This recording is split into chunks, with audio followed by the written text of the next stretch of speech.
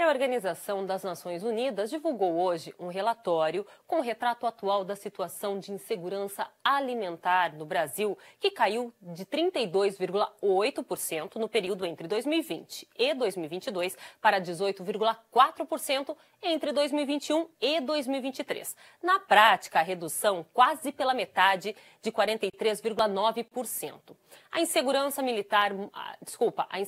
alimentar moderada é quando as pessoas enfrentam incerteza sobre sua capacidade de obter alimentos e são forçadas a reduzir a qualidade ou a quantidade de alimentos que consomem devido à falta de dinheiro ou outros recursos. E para falarmos mais sobre este assunto, eu vou conversar agora com Dario Rodrigues, que é economista e professor da PUC Campinas, para a gente entender um pouco como esse mapa da fome no Brasil está evoluindo e se isso é de fato um exemplo para o mundo, que segundo o G20 quer zerar até 2030. Boa noite, Dario. Seja muito bem-vindo ao RF News.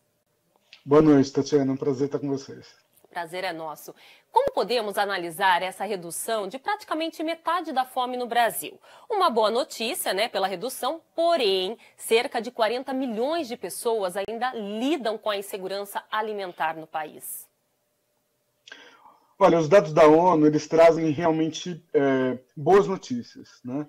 A gente teve uma redução. Essas avaliações, elas são feitas por diversas metodologias e todas elas mostraram que houve uma redução, principalmente a partir já do ano passado, né? E existe ainda uma persistência de algumas modalidades, mas as modalidades, principalmente de insegurança alimentar grave, que são aquelas condições onde a pessoa não tem os recursos para se alimentar durante um dia inteiro, por exemplo, esse número caiu ainda mais, né? Chegou a cair 85%. Né? O que, na verdade, revela a verdadeira face do fenômeno da fome, principalmente num país como o Brasil. Né? Num país como o Brasil, a gente não tem um fenômeno da fome ligado à produção de alimentos ou à capacidade de distribuição de alimentos. O que nós temos é sempre uma questão de insuficiência de renda. Então, todas as políticas que são implementadas para reforçar a capacidade da população ter acesso à renda, elas contribuem drasticamente tanto para o aprofundamento do fenômeno da fome, na medida em que essas políticas faltem, né, como também na recuperação dos indicadores. O Brasil ainda continua no mapa da fome, né, infelizmente, até porque a medida do mapa da fome é feita pela persistência da melhora dos indicadores por pelo menos 3 anos, né? Então, mas todos os números, tanto do IBGE, pela metodologia aqui interna adotada no Brasil, como os números dos diversos órgãos da ONU, estão mostrando que existe uma recuperação.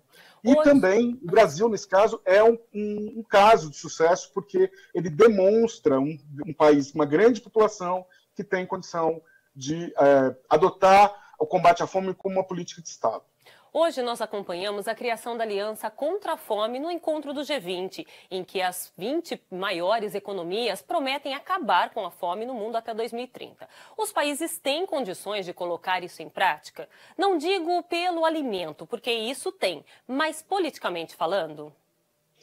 Na verdade, isso revela que a existência ainda no século XXI e a persistência do fenômeno da fome ele realmente é reflexo da falta de uma decisão política.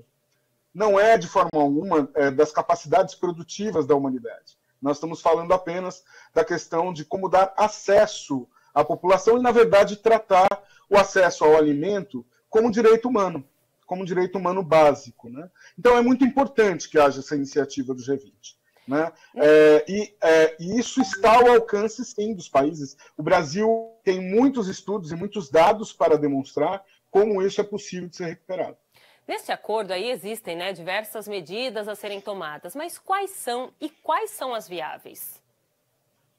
Olha, o principal é realmente você pensar em estratégias para propiciar o acesso à renda. Então, é lógico, o acesso à renda ele depende de diversas políticas. Não é apenas uma política que vai resolver essa questão.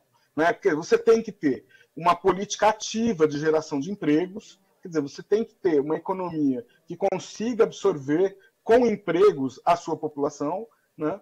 Você precisa também dar acesso a sistemas de previdência para que os mais velhos possam, ao final da sua trajetória laboral, continuarem tendo acesso à renda, né? E isso elimina radicalmente a fome e a miséria entre os mais velhos, né?